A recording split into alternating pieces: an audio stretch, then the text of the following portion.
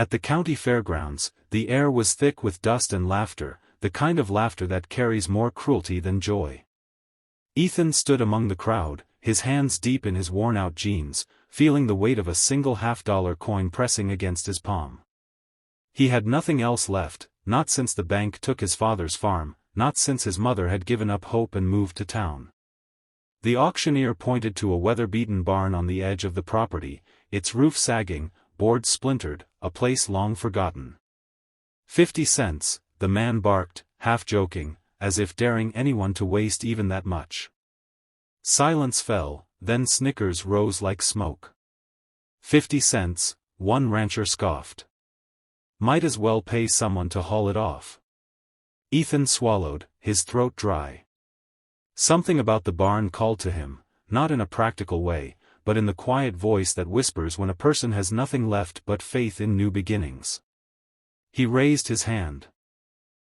The crowd erupted in laughter, shoulders shaking, heads shaking harder. Sold, the auctioneer cried, slamming his gavel as though mocking the boy's foolishness. Ethan's face burned under the weight of their stares, but he pocketed his coin slip and walked toward the barn with steps both heavy and hopeful. Behind him, he heard someone mutter, "That kid doesn't know what he's gotten himself into." He didn't answer, didn't look back. He just pressed a hand to the barn's weathered door, feeling its rough wood against his skin, imagining what it once was, and what it might become. For Ethan, it wasn't about the structure, it was about the chance, however small, to rebuild something of his own from the ruins. The first morning inside the barn was darker than Ethan expected. Dust hung in the air like cobwebs, sunlight breaking through only in thin, trembling beams. He carried a broom, determined to clear the space, but the floor creaked under his boots as if warning him back. He pushed forward anyway, sweeping hay so old it crumbled like paper. That's when he heard it, a low, strangled sound, half breath, half whimper. He froze. For a moment he thought it was the wind slipping through the gaps, but then it came again, faint yet desperate. His heart quickened. He knelt, pressing his ear to the warped boards, and the sound sharpened into something undeniably alive. With trembling hands, he pried the wood loose, one plank at a time, until the gap widened. What he saw made his chest tighten. Curled in a shallow pit beneath the barn lay a horse, skeletal and trembling, its coat patchy, its eyes enormous with fear. The animal staggered to its feet when the light hit, but its legs wobbled, too weak to carry its own weight.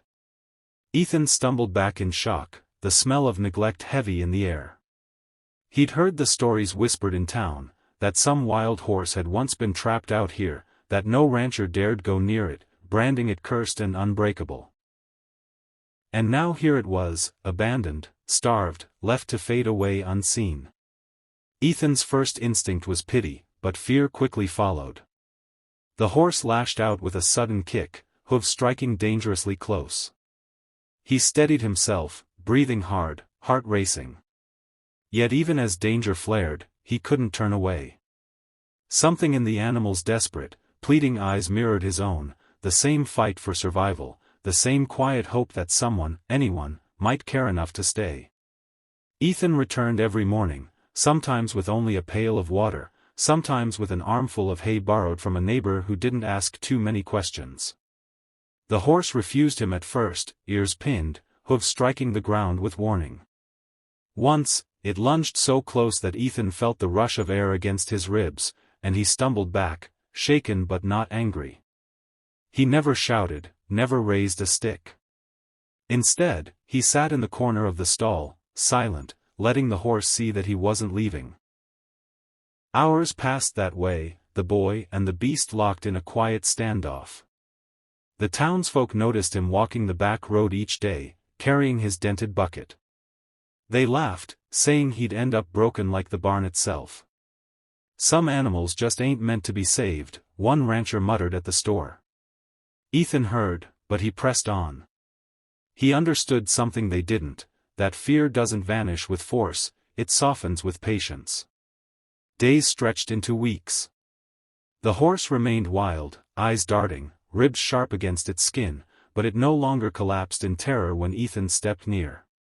One evening, as the sun burned low and orange against the fields, Ethan placed the bucket of water a little closer, then backed away. The horse hesitated, trembling, before dipping its head to drink. Ethan smiled, a small victory, but one that felt enormous.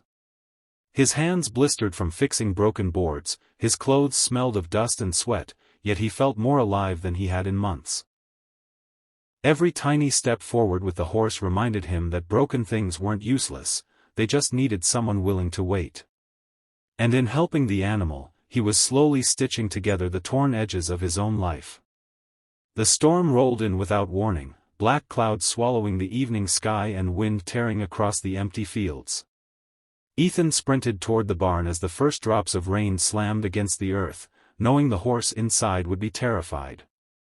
The moment he slid the door open, a frantic whinny split the air. The animal crashed against the walls, eyes wild with lightning flashing through the cracks in the roof. Boards rattled, hay flew, and the old barn groaned as though it might collapse. Ethan's heart pounded, but he pushed forward. "Easy," he whispered, his voice trembling but steady enough to carry. He had no rope, no reins, nothing to control the beast. All he had was himself. The horse reared, hooves striking dangerously close, and for a split second fear screamed at him to run. But he stayed, chest heaving, refusing to be another figure that abandoned this creature. Rain poured through the holes in the roof, thunder rolling like cannon fire. Ethan took one slow step at a time, hands open, palms forward, letting the horse see that he carried no threat. "You're not alone," he murmured, his voice barely rising above the storm. The horse snorted, nostrils flaring, its body quaking with panic. Another bolt of lightning lit the barn, and the animal spun wildly. Ethan did the only thing his heart told him to, he reached out. For a breathless moment, the world stood still. The horse froze, sides heaving, then pressed its damp muzzle against his outstretched hand. It wasn't surrender, it was trust, fragile and trembling. Ethan closed his eyes, relief flooding him, rain dripping from his hair as he whispered, "I've got you." And in that moment, the storm outside seemed to lose its power, as if something far greater had just been calmed. Spring painted the fields green by the time the townsfolk gathered near Ethan's land again.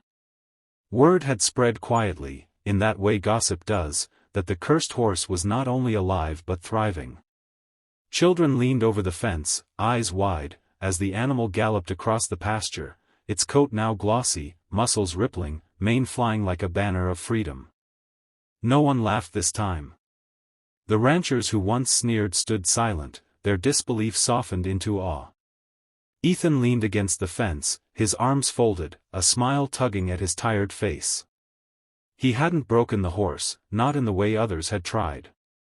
He had listened, waited, and given it what no one else had thought to offer, patience and kindness. The bond between them was unmistakable. When he whistled, the horse slowed its run and trotted toward him, pressing its head against his shoulder with gentle affection. One older rancher shook his head, his voice low but clear enough to carry. "I guess some things ain't cursed after all. They just need the right heart to see them." Others nodded, their skepticism melting into quiet respect. Ethan didn't gloat, didn't remind them of the laughter at the auction. He simply scratched the horse's neck, eyes shining with something deeper than pride. He had set out to save the barn, maybe even a piece of himself, but in the end he'd uncovered something larger, proof that compassion has the power to rewrite stories others had already given up on. As the sun dipped low, casting gold across the pasture, Ethan whispered to the horse, though it was really meant for himself, "What's broken isn't lost, it just needs love to find its way back." And with that truth alive in him, hope no longer felt like a dream, but a promise.